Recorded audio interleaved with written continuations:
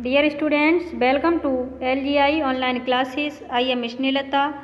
तो आज का आपका 15 चैप्टर का टॉपिक है समुच्चयबोधक अव्यय। अभी तक पिछली वीडियो में हम लोग क्रिया विशेषण और संबंधबोधक अव्यय के बारे में चर्चा कर चुके हैं। अगला आता है आपका समुच्चयबोधक अव्यय। तो इसके बारे में देखते हैं। समुच्चयबोधक अव्यय का मतलब होता है कि जो अव्यय दो शब्दों यानी कि वाक्यांशों तथा वाक्यों को जोड़ते हैं उन्हें हम समुच्चयबोधक अव्यय कहते हैं। समुच्चयबोधक अव्यय दो प्रकार के होते हैं।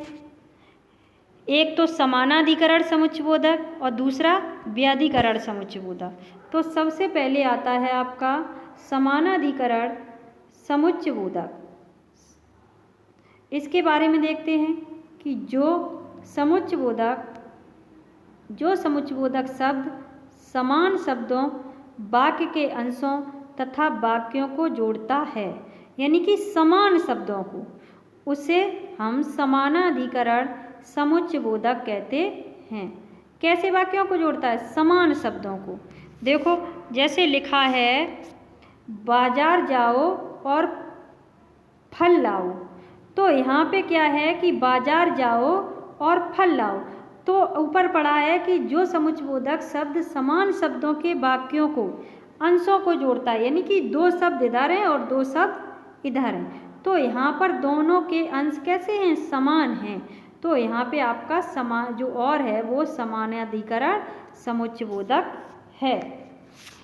इसी तरह समुच्चयबोधक जो होता है, समानाधिकरण समुच्चयबोधक के कुछ जैसे तथा, या, बल्कि, लेकिन, अतः, अतएव, चाहे, अगर आदि, ये सभी भी आपके समानाधिकरण अव्यय के अंतर्गत आते हैं। अब आता है आपका समुच्चयबोधक अव्यय। इसके अंतर्गत समानाधिकरण अव्यय के भेद। जो समानाधिकरण अव्यय होता है उसके चार भेद होते हैं। पहला संयोजक, विभाजक, विरोध सूचक और परिमाण सूचक। तो सबसे पहले आता है आपका संयोजक। संयोजक में देखते हैं, जो समुच्चयबोधक दो शब्दों, वाक्यांशों अथवा वाक्यों को जोड़कर संयुक्त रूप से, कैसे? संयुक्त रूप से क्रिया होने का ज्ञान कराते हैं, यानी कि जो क्रिया है वो संयुक्त रूप से हो रही है, तो वहाँ पे संयोजक समुच्चयबोधक होता है। जैसे इसके अंतर्गत आते हैं और, एवं, तथा आदि। जो संयोजक होता है उसके अंतर्गत और, एवं, तथा, अर्थात, या, ये सभी आपके आ जाते हैं। जैसे कह दिया जाए रचना ने पुस्तक खरीदी और मैंने पत्रिका खरीदी, तो संयुक्त रूप से क्रिया हो रही है।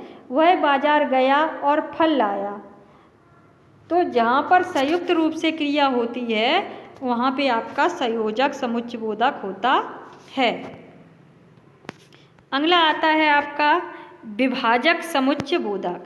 इसमें देखिए कि जो समुच्चयबोधक दो शब्दों, दो वाक्यांशों या दो वाक्यों को जोड़कर उनमें किसी एक को स्वीकार करने, क्या करते हैं? एक को स्वीकार करने तथा दूसरे को जोड़ने का ज्ञान कराते हैं, उन्हें हम विभाजक समुच्चयबोधक कहते हैं। यानी कि एक वाक्य को स्वीकार करते हैं और दूसरे को जोड़ते हैं, ये होते हैं आपके विभाजक। इसमें क्या है? या, अथवा, अन्यथा,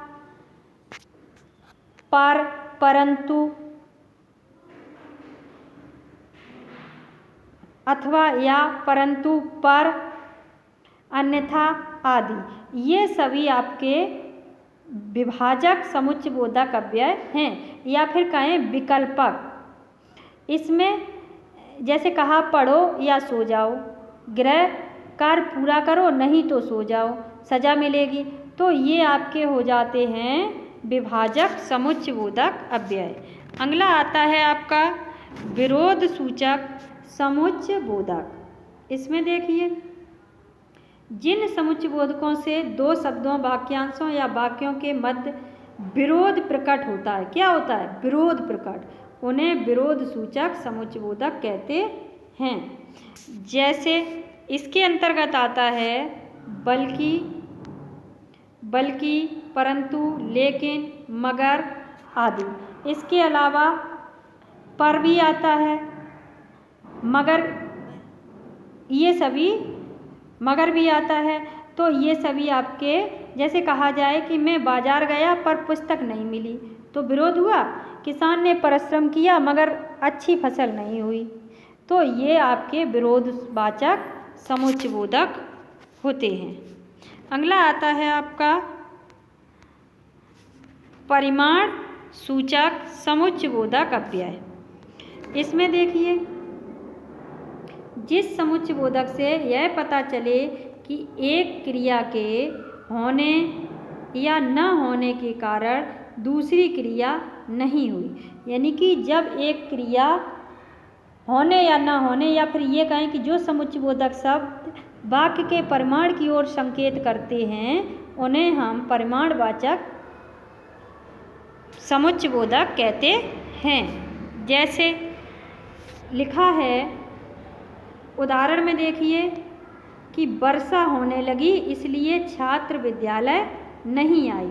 अब एक क्रिया हुई, इसीलिए दूसरी क्रिया पर के होने पर रोक लगी। वर्षा होने लगी इसीलिए छात्र विद्यालय नहीं आए।